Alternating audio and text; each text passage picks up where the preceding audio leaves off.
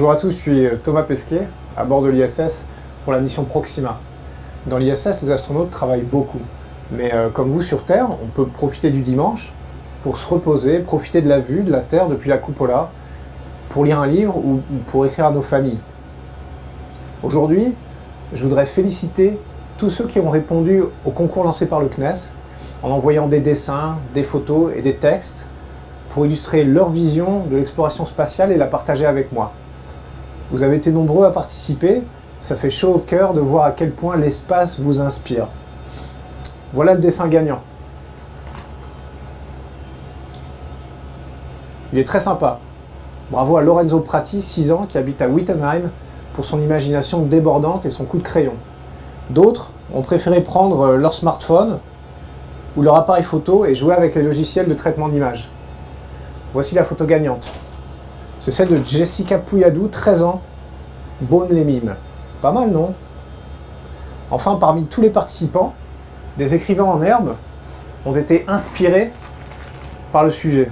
Le jury a eu du mal à les départager, mais depuis l'ISS, je voudrais féliciter Poppy Kerridge, 10 ans, Pézenas, qui a été sélectionnée et je vais vous lire quelques passages de son texte.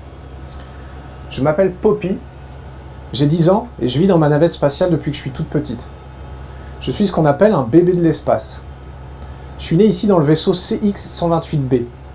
Je suis la deuxième enfant venue dans cette galaxie, 2 ans après ma grande sœur Mia, que j'adore embêter tout le temps. Nous sommes presque toujours dans la salle Gravita. C'est là où on peut maîtriser l'apesanteur et la gravité.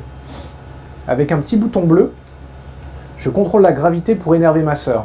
Dès qu'elle s'assoit pour manger, hop, je relance l'apesanteur et son bol de céréales avec le lait se met à s'envoler au-dessus de sa tête.